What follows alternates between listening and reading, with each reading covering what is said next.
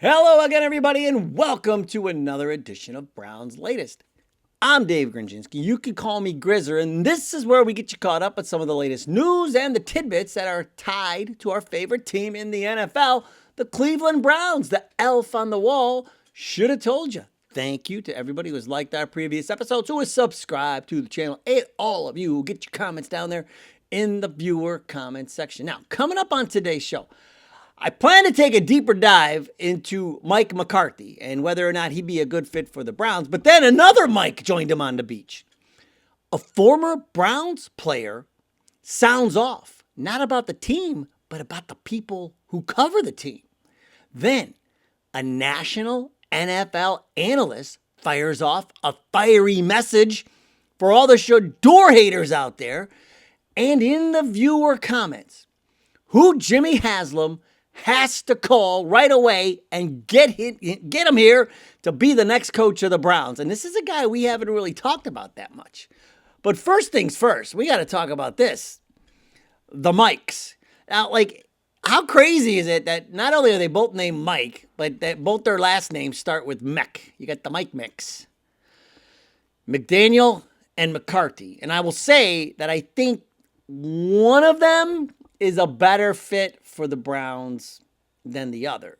And we'll start with Mike McDaniel, who, of course, was wide receivers coach here back in the day, 2014, when Mike Pettin was the head coach and Shanahan was the offensive coordinator. And then he hitched his wagon to Shanahan there for a while in Atlanta and San Francisco and everything, and he works it through. And then he becomes the Dolphins head coach. And that was in 2022 when the Dolphins hired him. And then, it was gangbusters out of the gate. I mean, his first 2 years in Miami, the offense, they were going nuts. Remember, they hung 70 on, I think, Denver or something. Crazy, man. Their EPA was 36.93 in 2022. And, and then they had top 5 EPA in 2023. It's two top 10 EPAs. I mean, they were going, and then, I don't know, started to regress. And 2024 missed the postseason. And then, of course, this year, 7-10. And I thought, remember, it was after they lost to us that things started to turn around for them. But they were going to keep him. And then they had a second meeting with the owner, Stephen Ross, and Ross, they talked some more, and then Ross changed his mind. Now, here's what happened. Harbaugh was fired in Baltimore, and Ross wants Harbaugh. Ross wants Harbaugh to go to Miami, and so that's what changed that. Now, but here's the thing. Do I think McDaniel is a good fit here in Cleveland as a head coach?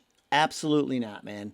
This would be Stefanski 2.0. I mean, this guy was more concerned, in my opinion, he was more concerned about going viral than he was winning football games. He's up there vaping on the sideline, and in his goofy press conferences, and he's having rap battles with players, and and he's doing like kiss, marry, kill scenarios with the coaches, and it's just, come on, man. Nah, man, we need an adult in the room. We don't need this. We do not need this. And as far as offensive coordinator, I guess there's a chance, but he's already being tied to other places, including Atlanta, because of connections he has around the league. So, but head coach Mike McDaniel here, nah, man. We need a leader. We need a leader of men. This would be Stefanski 2.0. I am not interested. So, what about the other Mike Mick? You got Mike Mick 1 and Mike Mick 2. Mike Mick 2, who some people might think is Mike Mick 1, is Mike McCarthy. Now remember, there was so much stuff on this guy. There's no way. Even the land of small fonts isn't going to help you here. And I wasn't going to do multiple pages. So here's some highlights. Green Bay 2006 won a Super Bowl in 2010 season, which was actually February 2011. Good thing they beat the Pittsburgh Steelers. I like that. That's why that made the graphic.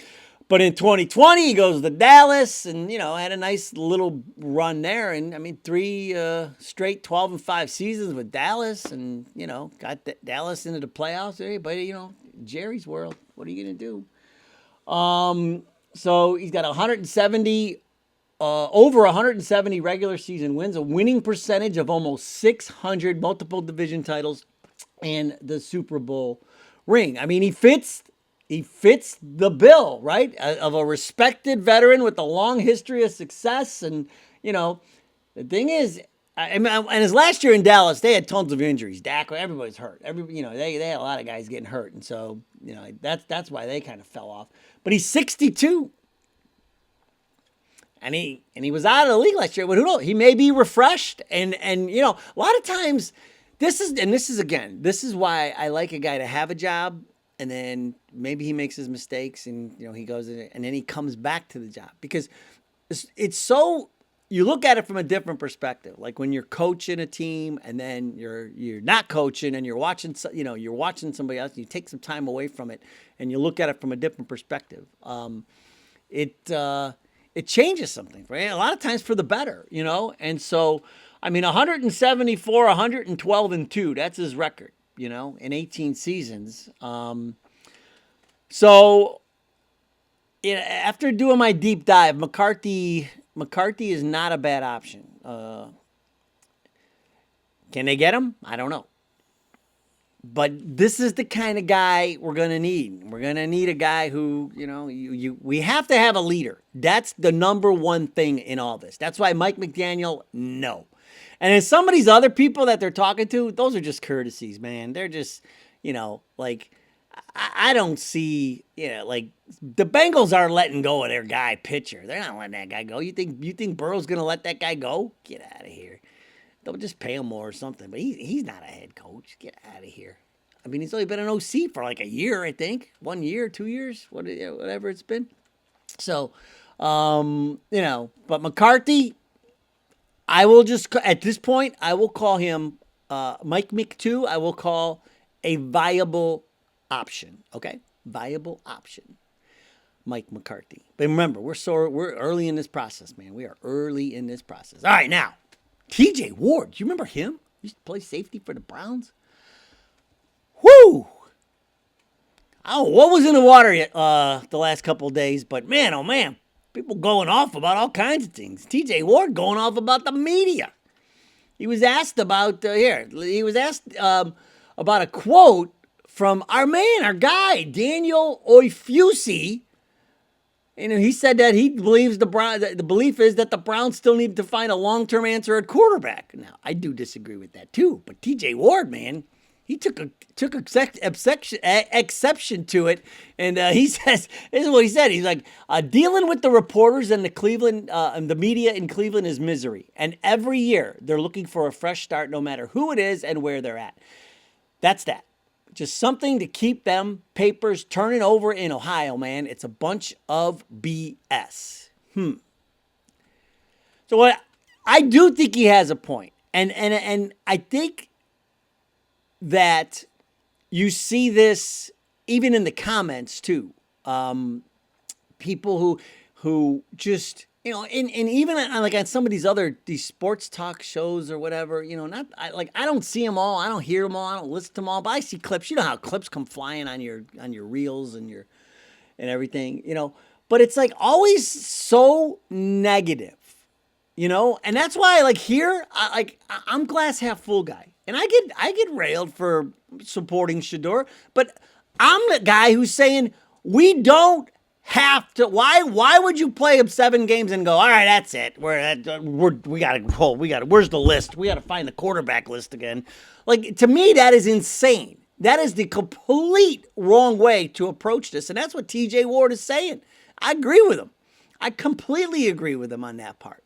As far as just something to keep the papers turning, I mean, everybody, there's so much content. Everybody's trying to make their mark, but that's what I think, and then that's what I'm trying to get across to people. That's why I keep saying, why wouldn't you lean into this whole idea of Shedeur, especially what the things that have been coming out now, and what he was up against and the things that were going on.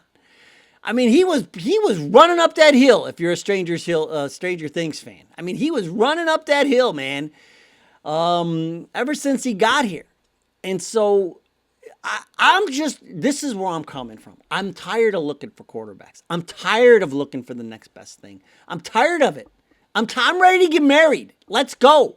I'm done dating. It's been 40 freaking years. We're done dating. Can we please at least be engaged to Shedeur? Live together for a little while and see where it goes. That's what I'm saying. And I'm with you, TJ Ward. I am with you on that, man. And the media, we've got to, can somebody, like we've got something here. Finally. For the first time in so long. And I'm leaning into it because I want to see it work 100% because I'm a Browns fan. And I want us to win. And I think we have a quarterback now who can actually do that. The key is getting the coach that will take him and the entire offense to the next level. Schwartz has already taken the defense to the next level. I mean, cripe, he can't do much more with what he's got. But now it's time to get that offensive mind in here and a head coach who's a leader, not a sabotager, a leader, to take this team to the next level. Now, talking about going next level, Mel Kiper. Remember, he was he loved Shedeur in the draft, and and he hasn't let up. And now he's doubling down on all the haters who, like I keep bringing up, everyone wants to throw, look at the stats. Well, Mel Kiper watches, Mel Kiper watches the games, uses his eyes, eye test, and he can see what's going on. And Mel Kiper, got to tell you, he sounded off too, and he sounds very much like us here on this show. And here's what he said. He's like, I don't know what else the kid has to do, Kiper said. Everything about Shedeur Sanders screams he's the quarterback. People are going to be like, oh, where's he ranked? Forget that. Look at the interceptions that were all off of Jerry Jeudy and off of Judkins' shoulder. It was actually his hip. Batted balls. When you look at what Shedeur did this year, not having any training camp, never with the ones, defense or offense. He was thrown out there playing in brutal weather conditions. I mean, those are all of the things that we keep talking about here. Like people, the outside looking in, like I said, the haters get in there. They just want to show you a box score. Like, you got to watch these games, man. You have to see what was going on. You had to know what was going on. I would really love to know what was going on behind the scenes. Because I will tell you this, man. Shedeur has taken the high road 100%. And, I mean, that's a franchise quarterback for you. Because especially, come on. Everybody had to know what was going on, especially after what we learned from the analytics yesterday. Where Gabriel, Gabriel, throwing in rhythm, and then Shedeur, 3rd and long, Shedeur gets to throw. It was obvious to the naked eye, and now there's data coming out that backs this up, and so that's why we've got to get a coach we got to get everybody on the same page, man. And I think Haslam and Barry saw that, and it's why Kevin's not here, man. It's why Kevin's not here, and so. Eventually the haters will quiet down. Once we get a coach in here and they start building on this, things will change. Things will change. But I'm with Mel. I'm with TJ. I'm with Mel. Let's go, TJ and Mel. The law firm of TJ, Mel, and Grizzer. How about that? There we go. What doesn't need a law firm, of course, are the viewer comments because they're phenomenal every single day. And we will start today. Now, I got excited because I thought this was pizza, but then when you read it a little more, it's pizzant, fillant, I think. Or it could be pizza NT fillant. But I was excited because I thought it was pizza. I got a couple good handles in here. I'm not going to lie. I picked the one just because of the handle. But here we go. Mike McDaniel fired. Harbaugh is going to the Dolphins due to his connection with Stephen Ross. This is what we talked about at the top. Bring McDaniel to Cleveland. Make Schwartz the highest paid DC in the league. Let's go. Yeah, I just told you I disagree with that. pizza. Shedeur will definitely be the quarterback. Bond will be your deep threat. Draft a receiver and grab another receiver, and the Browns might make the playoffs this year. Dude, you know what? How about this? Let's swing. You tell me what you think about this. You already got Bond. How about we swing a trade for Marvin Harrison Jr.? Might be possible. Barry can work his magic. Get messy Marvin here. That would be great. Or, Garrett Wilson in New York. Might be possible. A couple of dude, I love Buckeyes. Get him. You draft Carnell Tate, and then you get one of those two in there. I don't know who I like more. I like Harrison. He gets hurt, though. But give me either one of those guys, and you pair them up with Carnell Tate. Let's go with Fannin and Judkins and Sampson in the backfield after we revamp that offensive line. But Mike McDaniel is not coming to Cleveland. So you have a better – Mike Mech 1 is not coming to Cleveland. To be the head coach. That's my opinion. Mike's Shearer, 8268. It could be Sheree, though, because it's C-H-E-R. It's like share E-R, so it could be Sheree. Or it could be Mike. No, it's Mike Shearer. That's what it is. I just put it all together. Mike Shearer, 8268, says, this is what we teased at the top. Mike says, Jimmy, call Bruce Arians. Make him the head coach. John Gruden, the offensive coordinator, and keep Jim Schwartz as the defensive coordinator. This is an all-star staff. Pay whatever it takes if you want a Super Bowl. Bruce Arians is a guy we haven't even talked about. Now, Bruce Arians is older. He's got as far as I know, he still has a front office job. He stepped down as a head coach as the Buccaneers in 2022, and then he's got his front office gig with the Bucs.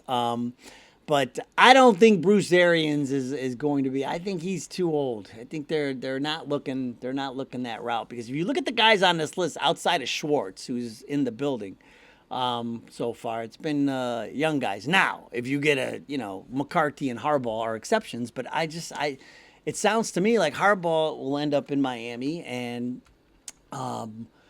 McCarthy's still sitting out there. But it doesn't. I just feel like if the Browns were interested, wouldn't that have happened already? Because McCarthy's not doing anything. So why wouldn't you have bring him in? Unless you.